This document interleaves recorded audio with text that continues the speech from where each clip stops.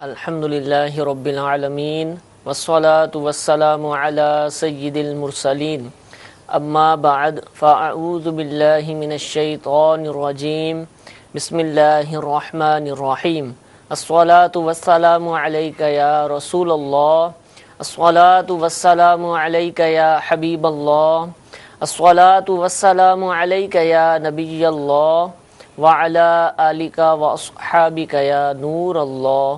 پیارے اور محترم اسلامی بھائیوں، دارالافتاء اہل سنت سلسلے میں مرحبا کہتے ہیں۔ انشاءاللہ عز و جل آج کے سلسلے میں جو آپ کی جانب سے سوالات ہمیں موصول ہوئے بصورت آواز اور بصورت تصویر، آڈیو اور ویڈیو سوالات انشاءاللہ کچھ وہ شامل کریں گے۔ مزید آپ کی طرف سے جو سوالات آئیں گے ان کو بھی سلسلے کا حصہ بنائیں گے۔ آپ اول تا آخر سلسلے میں شریک رہنے کی نیت کیجئے اور جو کچھ مفتی صاحب ارشاد فرمائیں اس کو ممکن ہو تو اپنے پاس لکھ لیجئے اور عمل کی بھی نیت فرما لیجئے۔ اللہ تعالیٰ ہم سب کو ان باتوں پر عمل کی توفیق عطا فرمائے۔ درود پاک کی فضیلت سنتے ہیں، چنانچہ امیر اہل سنت دامت برکاتہم العالیہ اپنے رسالے ضیاء درود و سلام کے صفحہ نمبر 8 پر نقل فرماتے ہیں، نبی کریم صلی اللہ تعالی علیہ وآلہ وسلم نے ارشاد فرمایا، قیامت کے روز اللہ عز و جل کے عرش کے سوا کوئی سایہ نہیں ہوگا۔ 3 شخص اللہ عز و جل کے عرش کے سائے میں ہوں گے۔ عرض کی گئی، یا رسول اللہ صلی اللہ تعالی علیہ وآلہ وسلم وہ کون لوگ ہوں گے؟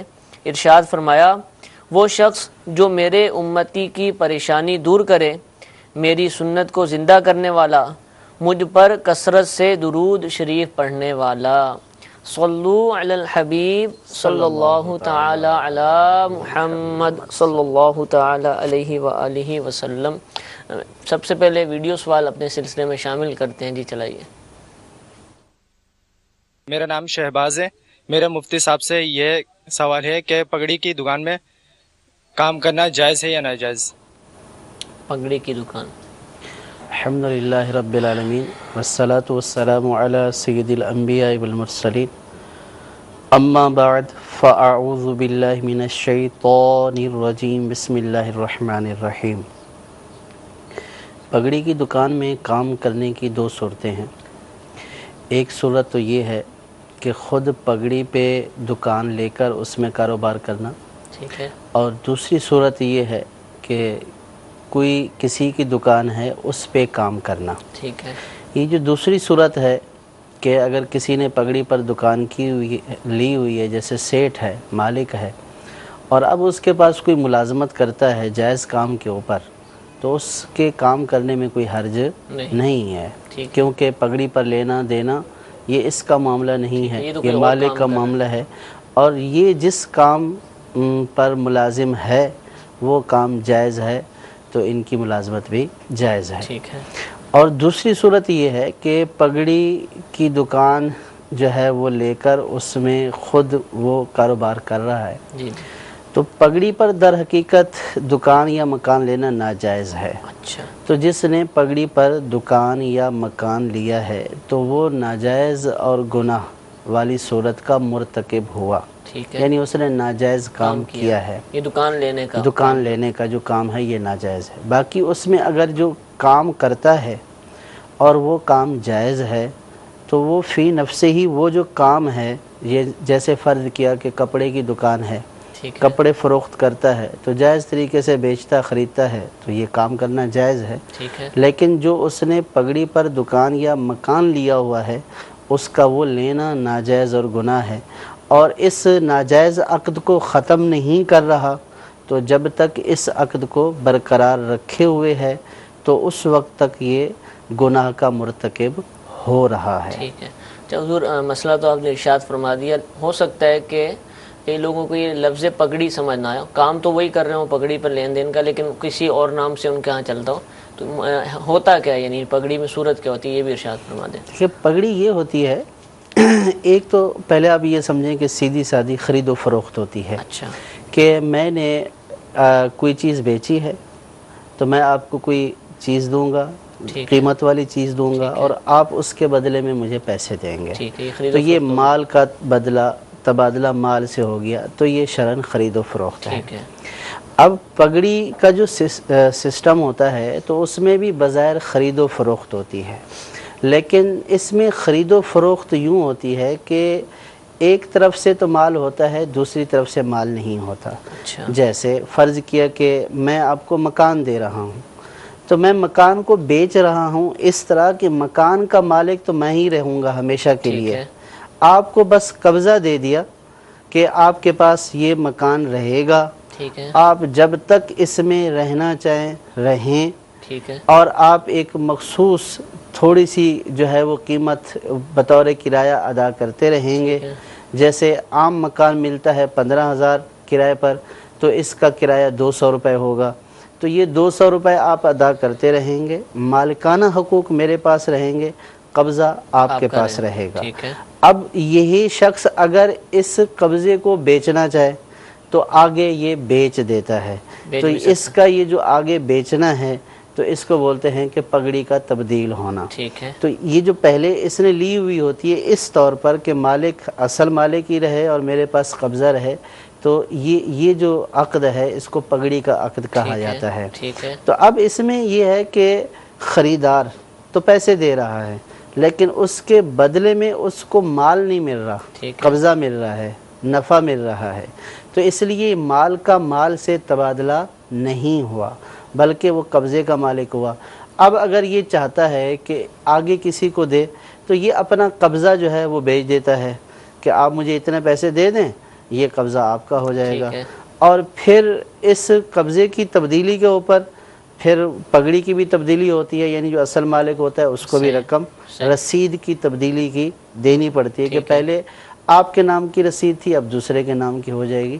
یہ جو طریقہ کار ہے اس کو پگڑی کا طریقہ کار کہا جاتا ہے۔ لینڈ لارڈ کا جس کو سسٹم کہتے جی، ہیں، لینڈ جو لارڈ ایک کا سسٹم۔ اصل مالک لینڈ لارڈ رہتا ہے اور اس کو 200-300 کرایہ مل رہا ہوتا ہے۔ جی، اب اس میں دیکھیں کہ جو بائع کی خرید و فروخت کی جو تعریف ہے وہ اس کے اوپر صادق ٹھیک ہے، نہیں آ رہی صحیح، کہ لینڈ لارڈ جو ہوتا ہے وہ پیسے تو لے لیتا ہے لیکن مالک خود ہی رہتا ہے، ٹھیک ہے، وہ کسی اور دوسرے کو مالک نہیں بناتا۔ آگے پگڑی تبدیل ہوتی رہے، کتنے بھی اشخاص آتے رہیں لیکن لینڈ لارڈ یہی رہے گا۔ ٹھیک تو ہے، یہ جو معاملہ ہوتا ہے اس کو پگڑی کا معاملہ کہتے ہیں اور شرعاً یہ ناجائز ہے۔ اس سے بچنا چاہیے، اور جی، جو بیع باطل ہے جو یہ۔ مبتلا ہیں وہ اپنا مسئلہ پوچھ لیں کہ جی، ان کے جو جائیداد ہے، دکان ہے یا مکان ہے، اس کے حوالے سے اب کون مالک ہے، تو وہ دارالفتہ اہل سنت سے رابطہ کریں گے، اپنی پوری صورت بیان کریں گے تو انشاءاللہ اس کی وضاحت بھی مل جائے گی۔ ایک اور سوال اپنے سلسلے میں شامل کرتے ہیں، جی چلائیے۔ میرا دارالفتہ اہل سنت میں سوال ہے کہ حضور صلی اللہ علیہ وسلم اور حضرت ابراہیم علیہ السلام کے والدین کرام کے بارے میں ہمیں کیسا، ان کے ایمان کے بارے میں کیسا عقیدہ رکھنا چاہیے؟ جی، نبی کریم صلی اللہ تعالی علیہ وسلم کے والدین کریمین کے بارے میں ہمیں یہ عقیدہ رکھنا چاہیے کہ آپ صلی اللہ تعالی علیہ وسلم کے والد گرامی حضرت عبداللہ رضی اللہ تعالی عنہ، آپ کی والدہ محترمہ حضرت آمنہ رضی اللہ تعالی عنہ، نہ صرف حضرت عبداللہ اور حضرت آمنہ رضی اللہ تعالی عنہما بلکہ ان سے لے کر حضرت آدم علیہ السلام اور حضرت حوا رضی اللہ تعالی عنہ تک جتنے بھی نبی کریم صلی اللہ تعالی علیہ وسلم کے آباء و اجداد ہیں، سب کے سب اہل ایمان، مسلمان اور ناجی یعنی نجات یافتہ ہیں اور موحد ہیں، یعنی اللہ تبارک و تعالیٰ کی وحدانیت کا یقین رکھنے والے ہیں۔ اور مسلمان کا یہی عقیدہ رکھنا چاہیے کہ سب کے سب مسلمان اہل ایمان، موحد اور ناجی ہیں۔ اور اللہ تبارک و تعالیٰ نے قرآن پاک میں ارشاد فرمایا کہ الذی یراک حین تقوم، کہ وہ آپ کو دیکھتا ہے جب آپ قیام کرتے ہیں، وَتَقَلُّبَكَ فِي السَّاجِدِينَ، اور آپ کے نور کو سجدہ کرنے والوں میں گردش کرتے ہوئے دیکھتا ہے۔ حضرت عبداللہ بن عباس رضی اللہ تعالیٰ عنہ نے اس آیت کی تفسیر میں یہ ارشاد فرمایا کہ نبی کریم صلی اللہ تعالیٰ علیہ وسلم کا نور ایک نمازی سے دوسرے نمازی تک منتقل ہوتا رہا۔ تو سرکار صلی اللہ تعالیٰ علیہ وسلم کے آباء و اجداد نمازی تھے، اللہ تبارک و تعالیٰ کی عبادت کرنے والے تھے، کہ یہاں پہ سرکار صلی اللہ تعالیٰ علیہ وسلم کے نور کی گردش ساجدین میں بیان فرمائی گئی ہے۔ ٹھیک ہے۔ اور حدیث پاک میں بھی آیا کہ اللہ تبارک و تعالیٰ نے ارشاد فرمایا کہ میں آپ کے نور کو اصلاب طیبہ یعنی پاک پشتوں اور پاک ارحام میں رکھوں گا۔ تو یہاں پہ سرکار صلی اللہ تعالیٰ علیہ وسلم کے آباء و اجداد کو پاک فرمایا گیا، اور جو کافر ہوتا ہے، مشرک ہوتا ہے، وہ پاک نہیں ہے، بلکہ قرآن پاک میں جو ہے وہ فرمایا کہ انما المشرکون نجس، کہ جو مشرک ہیں وہ نجس ہیں، ناپاک ہیں۔ اور جب کہ یہاں فرمایا گیا کہ سرکار کے نور کو اصلاب طیبہ یعنی پاک پشتوں میں رکھا گیا اور پاک ارحام میں رکھا گیا، تو اس سے پتہ چلا کہ سرکار صلی اللہ تعالیٰ علیہ وسلم کے آباء و اجداد ساجدین تھے، اور وہ پاک تھے، موحد تھے، اللہ تبارک و تعالیٰ پر ایمان لانے والے تھے۔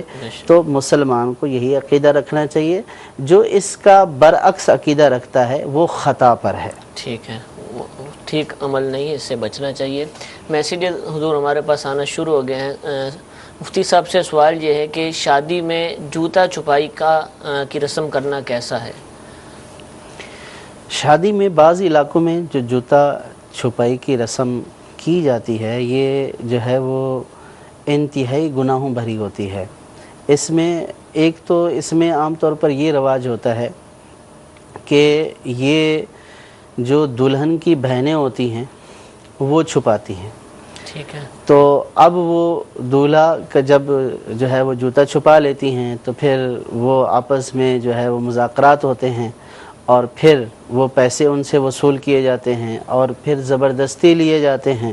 جیسے یہ اگر 1000 دینا چاہتا ہے تو وہ 5000 سے کم پر راضی نہیں ہوں گی۔ پہلی بات تو یہ ہے کہ غیر محارم کا مجمع ہوتا ہے، اس میں جو ہے وہ دولہا کا غیر محارم عورتوں کے ساتھ کھڑا ہونا، ان سے بات چیت کرنا، اور ان عورتوں کا بے پردہ ان کے سامنے آنا، یہ سب ناجائز اور گناہ والی باتیں ہیں۔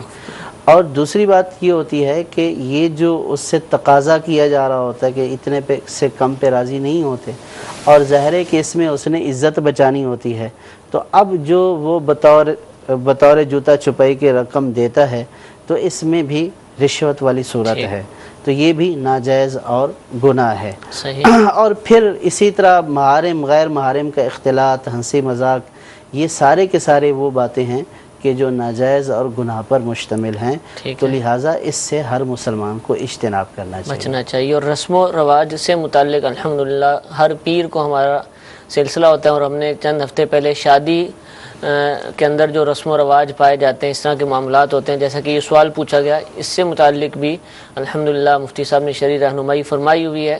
دعوت اسلامی کی ویب سائٹ پر جا کر ہمارے آپ یہ سلسلے ملاحظہ کریں۔ نہ صرف یہ سوال بلکہ اس کے علاوہ بھی بہت سارے انشاءاللہ عز و جل جو رسمیں ہیں ان کے متعلق شرعی حکم آپ کو معلوم ہو جائے گا۔ ایک میسج حضور اور ہے کہ ہمارا سروس سینٹر ہے، یعنی کار واش وغیرہ کا ہے، اور لوگ آ کر ہم سے پوچھتے ہیں کہ آپ کا پانی میٹھا ہے یا نمکین، تو ہم ان کو کہتے ہیں کہ یہ مین لائن کا پانی ہے، لیکن ہوتا وہ بورنگ کا ہے، تو ان سے اس طرح کہنا اور اس کے بعد کام کرنا، اس کی اجرت لینا، یہ کیسا؟ دیکھیں، بورنگ کا پانی بھی بعض اوقات میٹھا ہوتا ہے اور بعض اوقات کھاری ہوتا ہے۔ عام طور پر جو کھاری پانی ہوتا ہے وہ ظاہر ہے کہ گاڑیوں کو نقصان پہنچاتا ہے، صحیح، تو اس لیے پہلے ہی تصدیق کی جاتی ہے کہ بھئی آپ کا پانی کھاری ہے یا میٹھا ہے۔ ٹھیک ہے۔ تو اگر پانی یہ بولیں کہ بورنگ کا ہے، اور بورنگ سے مراد ان کا یہ ہے کہ وہ کھارا پانی ہوتا ہے، تو ظاہر ہے کہ اس سے وہ دھلانے پر راضی نہیں ہے۔ اب اگر انہوں نے اس کو جھوٹ بول کر، دھوکہ دے کر یہ کیا ہے، تو ان کا یہ دھوکہ دینا، جھوٹ بولنا، یہ ناجائز اور گناہ ہے کہ یہ مسلمان ایک کام جو ہے وہ کروانا نہیں چاہتا، اور یہ جھوٹ اور دھوکے کے ذریعے اس سے یہ کام کروا رہا ہے، تو یہ جھوٹ اور دھوکہ دہی کرنا اور اس طریقے سے یہ کام چلانا، یہ ناجائز اور گناہ ہے۔ اور اگر بورنگ کے پانی سے مراد وہی ہے کہ جو وہ چاہ رہا ہے، مراد یہ کہ میٹھا پانی ہے، تو اس میں کوئی حرج نہیں ٹھیک ہے. بورنگ اور لائن اصل مسئلہ نہیں، میٹھا اور نمکین. میٹھا اور اصل میں یہ تو کھاری پانی سے جو ہے وہ گاڑیوں کو نقصان پہنچتا ہے. ٹھیک ہے. اور ویسے انسان کے لیے بھی بعض جو ہے وہ عموماً نقصان ہی کا سبب ہوتا ہے. ٹھیک ہے. تو اس لیے اس سے بچایا جاتا ہے. ٹھیک ہے. تو اب اگر اس کا مقصود یہی میٹھا ہی ہوتا ہے، بورنگ کا پانی سے مراد بھی میٹھا اور لہن کے پانی سے مراد بھی میٹھا، اور وہ میٹھے پانی سے دھلوانا چاہ رہا ہے، تو پھر وہ بورنگ کا ہو یا لائن کا ہو، اس میں کوئی حرج نہیں ہے. ٹھیک ہے. اور اگر بورنگ یا لائن کے پانی میں کوئی دوسرا فرق ہے تو وہ کیا مراد ہے، تو بہتر یہ ہے کہ اس کو صحیح طور پر بتا دیا جائے کہ ہمارے ہاں یوں یوں ہوتا ہے، تاکہ اس کے ذہن میں جو خدشات ہیں یا اس کے ذہن میں جو نقصانات ہیں اس پانی کے، تو وہ اس کو سمجھتے ہوئے کام کروانا چاہتا ہے تو آپ سے کروائے، نہیں کروانا چاہتا تو چلا جائے. ٹھیک ہے. ٹھیک ہے، جزاک اللہ. جی ایک سوال اور ویڈیو سوال سلسلے میں شامل کرتے ہیں، چلائیے. میرا نام سید عبدالباسط قادری ہے، اور میرا مفتی صاحب سے سوال ہے کہ جو ہم نماز پڑھتے ہیں، فرض نماز ہے یا سنت ہے، سنت موقدہ ہے یا واجبات ہیں، تو اس میں جو ہے ایک ہی قرات مقرر کر دینا کیسا ہے؟ قرات جو ہے ہم ایک ہی کر لیں تو اس میں کوئی شرعن منع تو نہیں؟ صورتیں یاد ہی نہیں ہیں یا یاد تو ہیں لیکن وہ مخصوص ہی سورہ اخلاص پڑھتے ہیں، سورہ کوثر پڑھتے ہیں. دیکھیے صورتیں اگر صورت فرض کا ایک ہی یاد ہے تو پھر یہی ہے کہ کوشش کریں کہ دوسری بھی یاد کریں. صحیح. اور اگر یاد ہی ایک ہے تو وہی ایک ہی پڑھیں گے. لیکن فقہا نے یہ ارشاد فرمایا کہ نماز میں صورتوں کو معین کر لینا یہ مکروہ ہے، ناپسندیدہ ہے. لیکن ساتھ یہ بھی ارشاد فرمایا کہ بعض نمازیں ایسی ہیں کہ جن میں بعض خاص صورتیں پڑھنے کا حکم ارشاد فرمایا گیا. اگر وہ احیاناً یعنی کبھی کبھار ان صورتوں کو پڑھ لیتا ہے تو اگرچہ یہ بھی معین کرنا ہے لیکن اس میں کوئی حرج نہیں ہے. لیکن اگر یہ معین کر لیتا ہے مجھے خاص یہی پڑھنی ہے اور بھی آتی ہیں، تو یہ جو ہے وہ مکروہ ہیں. یہ فرائض کے بارے میں ہے. نوافل کے بارے میں فرمایا کہ اگر تکرار کرتا ہے تو اس میں کوئی کراہت والی بات نہیں ہے. اچھا، معین نہیں کرتا، کبھی کوئی سے پڑھتا ہے کبھی کوئی سے، لیکن نماز سے پہلے ارادہ کر لیتا کہ آج کی نماز میں یہ والی پڑھوں گا، اس میں تو کوئی یہ تعین نہیں ہے. اس میں کوئی حرج نہیں ہے. ٹھیک ہے. اس میں تعین سے مراد یہ ہے کہ بس یہی پڑھوں گا، ہاں نماز میں یہ پڑھا، یہی صورت پڑھوں گا اور نہیں پڑھوں گا. ٹھیک ہے. تو یہ اس والی صورت میں کراہت ہے. ٹھیک ہے، کراہت، اس سے بچنا چاہیے.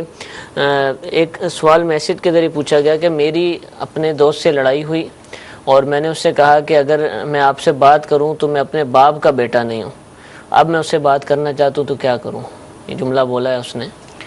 یہ جو جملہ ہے کہ اپنے باپ کا بیٹا نہیں ہوں، یہ جملہ انتہائی ناپسندیدہ ہے، لیکن بات کرنے میں کوئی حرج نہیں ہے. اللہ تبارک و تعالیٰ کی بارگاہ میں توبہ کر لیں، بات کر سکتے ہیں. قسم یہ شاید قسم والے سے پوچھو، قسم تو نہیں کی طرف تو نہیں جا رہا. ٹھیک ہے. لیکن ان کا یہ کہنا کہ اپنے باپ کا بیٹا نہیں ہوں ایسا کروں تو یہ جملہ ناپسندیدہ ہے. ٹھیک ہے. سجدہ تلاوت کا طریقہ پوچھا جا رہا ہے، کیسے کیا جاتا ہے؟ سجدہ تلاوت میں طریقہ کار یہ ہے کہ بہتر یہ ہے، افضل یہ ہے کہ یہ کھڑا ہو اور کھڑا ہو کر یہ نیت کرے، یعنی ارادہ کرے دل میں کہ میرے اوپر جو سجدہ تلاوت ہے تو اس واجب کو ادا کرنے کے لیے میں یہ کر رہا ہوں، اور یہ اللہ اکبر کہتا ہوا سجدے میں چلا جائے. ٹھیک ہے. اور 3 مرتبہ سبحان ربی الاعلیٰ پڑھے اور پھر سجدے سے اٹھ کر کھڑا ہو جائے. ٹھیک ہے. تو یہ سجدہ ہو گیا، اس میں سلام وغیرہ کچھ بھی نہیں. ٹھیک ہے.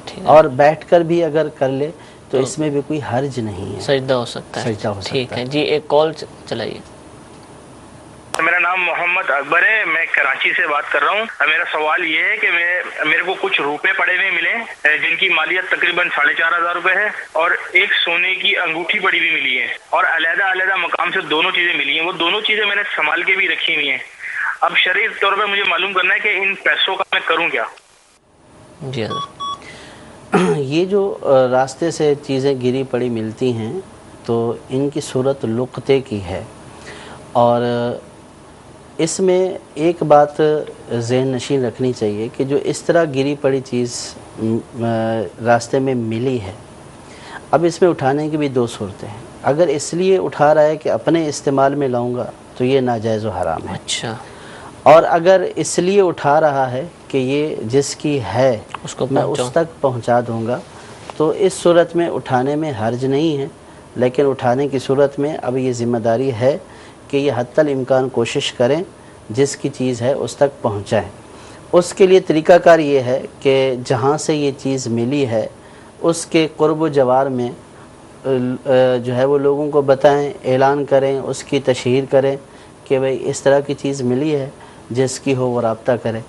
تو تشہیر کرنے کے بعد اگر کوئی بھی لینے کے لیے نہیں آتا اور کسی کا پتہ نہیں چلتا ہے تو اس صورت میں یہ اس کو اس کی طرف سے صدقہ کر دے. ٹھیک ہے.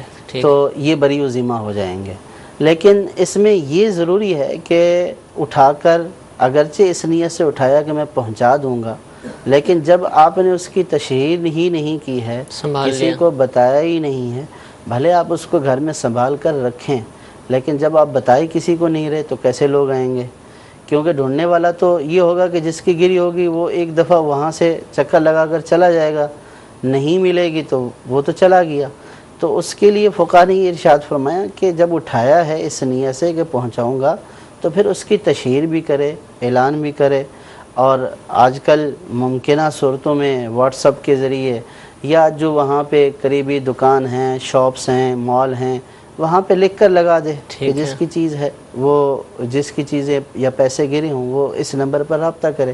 جس کی ہوگی وہ رابطہ کر لے گا. اگر وہ رابطہ نہیں کرا تو پھر اس صورت میں اس کو صدقہ کر دیں. اچھا، وہ پیسے جو اٹھائے ہیں مثال کے طور پہ وہ کہتے ہیں خرچ کر لیتا ہوں، جب آئے گا تو میں دے دوں گا، یا پھر وہی نوٹ سنبھال کر رکھنا؟ یہ تو پھر دیکھیں جائز نہیں ہے. اچھا، اس صورت میں تو اس نے اس کے اندر تصرف کر لیا نا، اس کو تصرف کرنے کی اجازت نہیں ہے.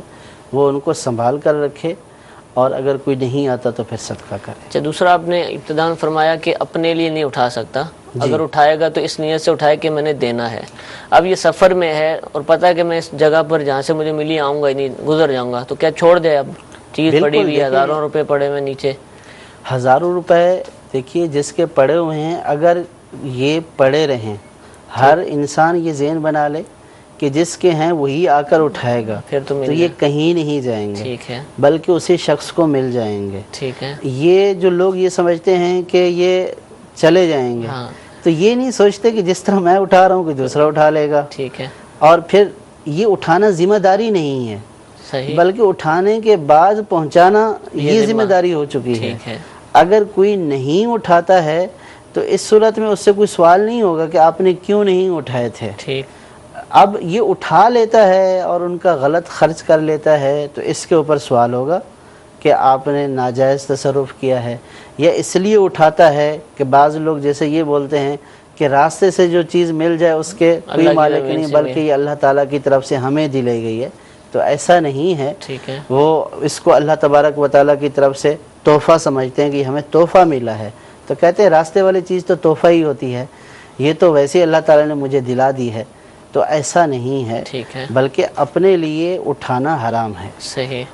اس لیے اگر اٹھانا چاہتا ہے، اس کے اوپر اٹھانا ضروری نہیں ہے، اٹھانا چاہتا ہے تو اس نیت سے اٹھائے کہ میں اس کے حقدار تک، جو اس کا مالک ہے اس تک پہنچا دوں گا. ٹھیک ہے. اور پھر اس کا اعلان کرے جیسے پہلے بیان کیا گیا. اب سفر میں ہے تو اٹھائے ہی نہیں. ٹھیک ہے. اگر یہ نہیں اٹھائے گا اور کوئی بھی نہیں اٹھائے گا تو جس کی چیز ہوگی وہ اس کو آ کر پا لے گا، خود ہی ڈھونڈ لے گا اس کو. ٹھیک ہے جی. ایک اور ویڈیو سوال چلائیے.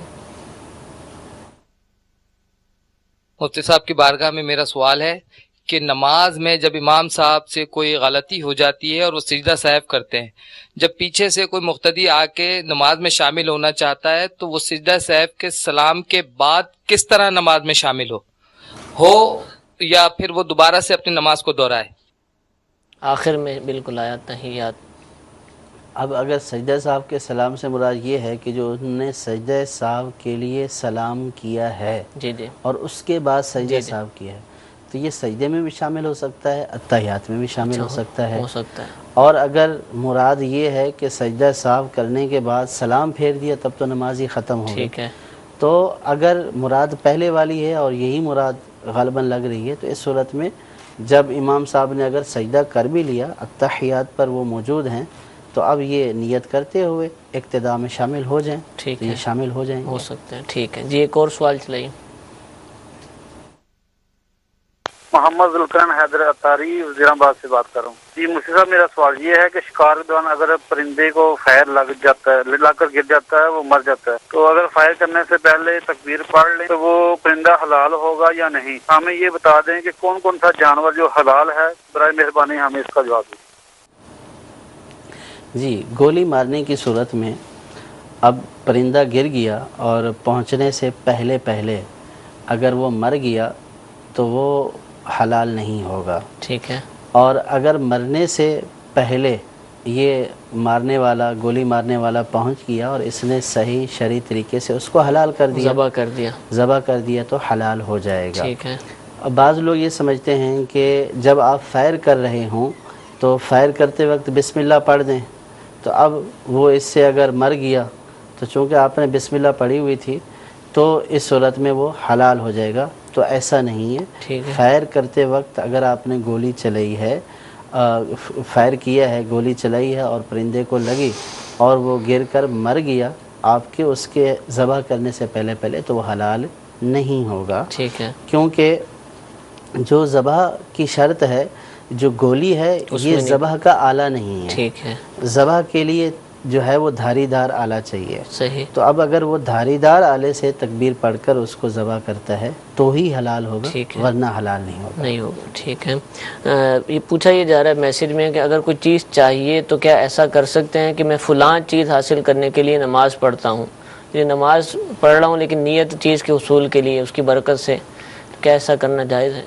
دیکھیے، ہر مسلمان کو یہ سوچنا چاہیے، سمجھنا چاہیے کہ اللہ تبارک و تعالیٰ نے نماز اس کے اوپر فرض کی ہے، ٹھیک ہے، تو نماز تو چاہے وہ چیز کا حصول ہو یا نہ ہو، تو 5 وقت کی نماز تو ہر عاقل بالغ پر جو ہے وہ فرض ہے، تو اس میں صرف یہ کہ جب مجھے حاجت ہو میں اللہ کی بارگاہ میں پہنچ جاؤں، تو اس میں بھی کوئی ممانعت نہیں ہے، ٹھیک ہے، کہ چلو وہ اس وقت فرض ہی ادا کر رہے، فرض تو پہلے سے فرض ہیں، لیکن یہ کہ بھئی یہ کام میرا ہو جائے، جیسے امتحان کے دنوں میں طلباء جو ہے وہ دنیاوی اسکولوں کے طلباء جو ہے وہ نمازیں پڑھنا شروع کر دیتے ہیں، ذکر و اذکار کرنا شروع کر دیتے ہیں، دعائیں کرانا شروع کر دیتے ہیں۔ اب اگر کسی کا عزیز بیمار ہے تو اب وہ نماز شروع کر دیتا ہے، تو اس وقت بھی نماز شروع کر دینا اچھا ہے، منع نہیں کیا جائے گا، کیونکہ وہ تو فرض ہے، وہ تو پڑھنی ہی ہے، لیکن اب یہ کہ جب یہ اس کی حاجت روائی ہو گئی یا حاجت کام اس کا ہو گیا، اب یہ بالکل جو چھوڑ دے، تو پہلے بھی چھوڑنا ناجائز تھا، اب بھی چھوڑنا ناجائز ہے۔ اب یہ بات کہ عبادت کر رہا ہے تو وہ اس نیت سے عبادت کرے کہ میرے اوپر اللہ تبارک و تعالیٰ نے جو چیز فرض کی ہے میں اس کو ادا کرنے کے لیے یہ نماز ادا کر رہا ہوں، تو نیت یہ رکھے، انشاءاللہ ضمناً وہ جو اس کے نیک اور جائز مقاصد ہیں اللہ تبارک و تعالیٰ اس عبادت کی برکت سے اس کو بھی پورا فرما دے گا۔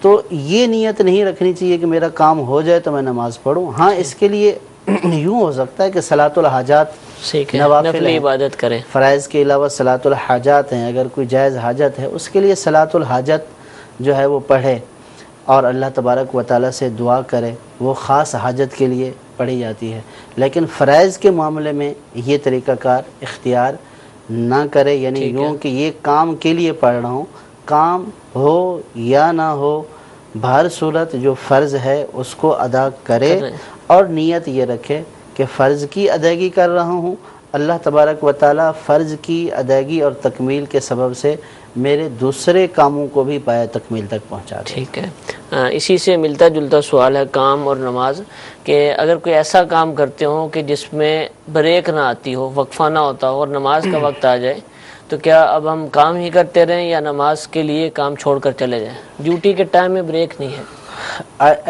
ایسی نوکری کہ جس میں نماز قضا ہو جاتی ہو، نماز کے لیے ٹائم نہ دیا جاتا ہو، تو ایسی نوکری کرنا ہی جائز نہیں ہے، کیونکہ اس میں اللہ تبارک و تعالیٰ کی نافرمانی ہے، اور کنفرم ہے کہ جب بریک نہیں ہے اور اس میں نماز کا وقت ہے اور بریک نہیں ہے اور پڑھنے کی بھی اجازت نہیں ہے، تو اس صورت میں تو وہ نوکری کرنا جائز نہیں ہے۔ اور اگر یہ ہے کہ پڑھنے کی اجازت تو ہے لیکن یہ ہے کہ کٹوتی کرا کر پڑھنی پڑے گی، تو تب بھی اس کے اوپر فرض ہے کہ کٹوتی کرائے اور نماز پڑھے۔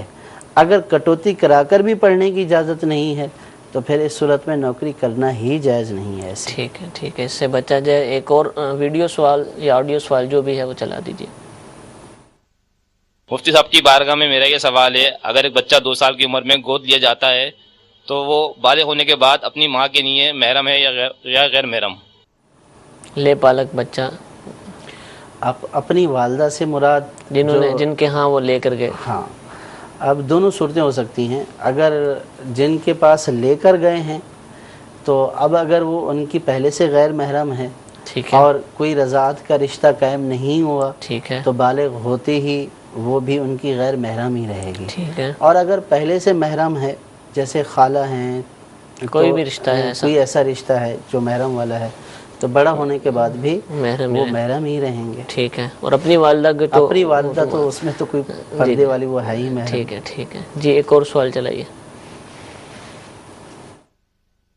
مفتی صاحب کی بارگاہ میں سوال ہے کہ اگر صاحب ترتیب شخص کی جس وقت کی نماز پڑھنی باقی رہ گئی تھی اور اسے بھول گیا اور اس کے بعد کی اس نے نمازیں پڑھ لی، تو کیا آگے والی نماز جو باقی رہ گئی تھی ایک وقت کی، یہ باقی رہنے کی صورت میں اس کے بعد والی جو نماز بھول سے پڑھ لی تھی وہ نماز ہو گئی، یا باقی رہنے والی نماز ادا کرنے کے بعد جو ہم نے نمازیں ادا کی تھی وہ دہرانی پڑے گی؟ برائے کرم اس کی شرح رہنمائی فرمائے، جزاک اللہ خیر۔ السلام علیکم ورحمۃ اللہ وبرکاتہ۔ وعلیکم السلام ورحمۃ اللہ وبرکاتہ۔ صاحب ترتیب کون ہے اور یہ مسئلہ بیان کریں؟ جی، صاحب ترتیب کہ اگر جو ہے وہ نماز ان نے بھول کر جو ہے وہ آگے والی پڑھ لی ہیں، تو جب چھٹی کا وقت ختم ہو جائے گا تو پھر جو ہے وہ ساری نمازیں درست ہو جائیں گی۔ ٹھیک ہے، کیونکہ اب زیادہ ہو گئی، اب 6 نمازیں ہو جانے سے، یعنی جب چھٹی کا وقت ختم ہو جائے گا تو وہ نمازیں موقوف تھیں پہلے والی، تو اب وہ ہو گئیں۔ جو کہا جاتا ہے کہ بھی اگلی نہیں ہوگی سے مراد یہ ہے کہ وہ موقوف رہتی ہے۔ ٹھیک ہے، لیکن اگر انہوں نے 6 سے پہلے ادا کر لی تو اب اس صورت میں جو قضا ہونے کے بعد جو ادا کی ہیں وہ نمازیں ان کی نفل ہو گئی ہیں، ان کو ادا کرنا ہوگا۔ ٹھیک ہے، اور اگر ادا نہیں کی کنٹینیو چھٹی کا جب وقت ختم ہو جائے گا تو پھر جو پہلے والی تھیں وہ موقوف تھیں، اب ساری کی ساری صحیح ہو گئی، اور اب یہ جو ہے وہ صاحب ترتیب نہیں رہے، اب یہ کسی وقت میں بھی ان کو قضا کر سکتے ہیں۔ ہے کون صاحب ترتیب؟ جو ہیں وہ تو سمجھ گئے ہوں گے، جس کی زندگی بھر 6 سے کم نمازیں جو ہیں وہ، ایک تو یہ کہ کسی کی نماز فوت ہی نہیں ہوئی، وہ صاحب بچپن سے پڑھتا آ رہا ہے۔ اسی طریقے سے جس کی زندگی میں جو ہے وہ 6 نمازوں سے کم نمازیں فوت ہوئیں اور اس نے اس کو ادا بھی کر دیا تو وہ صاحب ترتیب ہے۔ اور جس کی 6 نمازیں فوت ہو گئی ہیں اس کے ذمے پر ابھی 6 نمازیں باقی ہیں لگاتار، یا جو ہے وہ الگ الگ متفرق اس میں، تو یہ اس سے ترتیب ساقط ہو گئی۔ ٹھیک ہے، تو یہ صاحب ترتیب نہیں رہا۔ اب وہ مسئلہ وہ آئے گا، اس میں وہی ہے کہ صاحب ترتیب کے لیے مسئلہ یہ ہے کہ وہ اپنی وقتی نماز ادا کرنے سے پہلے اپنی قضا نماز، پچھلی نماز ہے اس کو پہلے ادا کرے، بعد میں وقتی نماز کو ادا کرے۔ ٹھیک ہے، اور جو صاحب ترتیب نہیں ہے اس کے لیے یہ مسئلہ نہیں ہے۔ ٹھیک ہے، وقتی نمازیں اس کو قضا کرنی ہے، بہر صورت اس کے اوپر فرض ہیں، لیکن اب وہ ترتیب اس کے اوپر نہیں ہے۔ ٹھیک ہے، وہ اپنی پہلے وقتی نمازیں جو آ رہی ہیں وہ بھی پڑھتا رہے، اور پھر قضا نمازیں ہیں وہ بھی اپنے حساب سے ان کو پڑھتا رہے۔ جی، ایک اور سوال چلائیے۔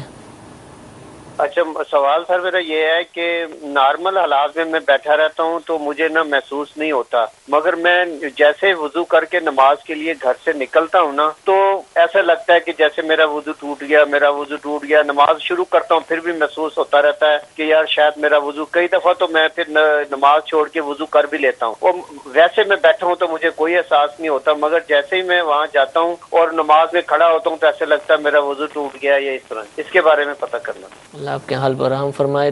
وسوسہ ہے، یہ کیا کہیں گے اس کو؟ یہ عام طور پر لوگوں کو اس طرح کے وسوسے آتے ہیں کہ میرا وضو ٹوٹ گیا۔ یاد رہے کہ جب تک وضو توڑنے والا کوئی عمل نہیں پایا جائے گا تو اس وقت وضو نہیں ٹوٹے گا۔ ٹھیک ہے، شیطان کے وسوسے پر خیال نہیں رکھنا چاہیے، بلکہ فقہا نے یہ بھی ارشاد فرمایا کہ اگر کوئی احتیاطاً یہ کہتا ہے کہ چلو احتیاطاً کر لیتا ہوں، فرمایا یہ احتیاط نہیں ہے بلکہ یہ شیطان کا دھوکہ ہے، اس کے وسوسے پر عمل ہے، اس کے وسوسے پر جب یہ عمل کرے گا تو پھر شیطان دوسری وسوسے میں الجھائے گا۔ ٹھیک ہے۔ تو ہمارے معاشرے میں کئی ایسے لوگ دیکھنے کو ملتے ہیں جو اس طرح کے وضو وغیرہ کے مسائل میں، نماز وغیرہ کے مسائل میں بہت مبتلا رہتے ہیں، وسوسوں کا شکار رہتے ہیں۔ یعنی بعض تو ایسے ہوتے ہیں کہ وضو کرتے رہیں گے، ہاتھ دھوتے رہیں گے، پھر بھی یقین نہیں آئے گا کہ پھر بھی ان کو یقین نہیں ہوتا کہ میرا دھل گیا ہے یا نہیں، کچھ نہ کچھ رہ تو نہیں ہے۔ تو اب شاور کے نیچے نہا رہے ہیں پھر بھی ان کو یہ یقین نہیں ہوتا کہ پتہ نہیں ہوا یا نہیں۔ گھنٹوں گھنٹوں نہانے پر، گھنٹوں گھنٹوں وضو کرنے کے اوپر جو ہے وہ لوگ ایسے دارالافتاء میں آئے جنہوں نے مسائل ڈسکس کیے کہ ہمیں یقین ہی نہیں ہوتا۔ اب ایسا ہے کہ ایسے لوگ اگر سمندر میں ڈبکی بھی لگا لیں، دریا میں، نہر میں، تو بھی ان کو یقین نہیں ہوتا کہ وہ کہتے ہیں کہ ہو سکتا ہے کہ کوئی نہ کوئی چیز جو ہے وہ ابھی جو ہے وہ خشک رہ گئی۔ ایک مسجد میں ایک شخص تھے، ایک چٹکلا ہی سن لیجئے کہ وہ ان کو بھی یہ مرض لاحق تھا، تو اب مسجد کی ٹینکی میں جب بھی پانی ختم ہوتا تو بابے یہ کہتے تھے کہ وہ آیا ہوگا، اس نے وضو کیا ہوگا اور آج پانی ختم ہو گیا۔ تو اتنا یعنی اس آدمی کو وسوسے آتے تھے اور وہ جو ہے وہ ایسے وسوسوں پر ہرگز عمل نہیں کرنا چاہیے۔ یہ شیطان کا دھوکہ ہے کہ صرف یہ خیال کہ ٹوٹ گیا تو اس سے وضو نہیں ٹوٹے گا، بلکہ اس کے لیے علماء نے یہ فرمایا کہ ایسے شخص کو رجوع اللہ کرنا چاہیے، یعنی اللہ تعالیٰ کی بارگاہ میں رجوع کرنا چاہیے، ٹھیک ہے، استغفار کرنا چاہیے، اعوذ باللہ من الشیطان الرجیم پڑھنا چاہیے، صحیح، اور سورۃ والناس پڑھنی چاہیے، ٹھیک ہے، آمنت باللہ ورسولہ یہ پڑھنا چاہیے۔ ٹھیک ہے، تو جب یہ ان ساری چیزوں کی کثرت کرے گا ٹھیک ہے، تو انشاءاللہ اللہ کی رحمت سے اس کا وسوسہ دور ہو جائے گا۔ لیکن اگر وہ وسوسوں میں مبتلا ہوگا تو مزید اس کی زندگی اس کے لیے اجیرن ہو جائے گی، مشکل ہو جائے گی، بہت مشکل ہو جائے گی۔ تو اس لیے وسوسوں کی طرف ہرگز توجہ نہ دیجیے، اور وسوسے دور کرنے کا مزید طریقہ وسوسے اور ان کا علاج امیر اہل سنت کا رسالہ ہے۔ اس میں اس حوالے سے الحمدللہ بہت ساری باتیں بیان کی گئی، وظائف لکھے گئے، ذہن بنایا گیا کہ کس طرح ان باتوں سے چھٹکارا حاصل کیا جا سکتا ہے، تو اس کو بھی ضرور پڑھیے۔ ہمارے سلسلے کا وقت ختم ہوا، کل انشاءاللہ عز و جل دوبارہ دارالافتاء اہل سنت کے سلسلے کے ساتھ حاضر ہوں گے، لیکن چونکہ کل جمعرات ہے اور ہر جمعرات کو دعوت اسلامی کا ہفتہ وار سنت و برا اجتماع مغرب کی نماز کے بعد شروع ہو جاتا ہے، تو جو ہمارا موجودہ وقت ہے اس میں دارالفتاء نہیں ہوگا، بلکہ انشاءاللہ سنت و برا اجتماع آپ مدنی چینل پر دیکھ پائیں گے۔ عصر سے مغرب کے درمیان انشاءاللہ عز و جل دارالافتاء اہل سنت کا سلسلہ براہ راست نشر کیا جائے گا۔ اس کو دیکھنے کی نیت فرما لیجیے، اللہ تعالیٰ ہم سب کو عمل کرنے کی توفیق عطا فرمائے، آمین بجاہ النبی الامین، صلو علی الحبیب صلی اللہ تعالی علی محمد صلی اللہ علیہ وسلم۔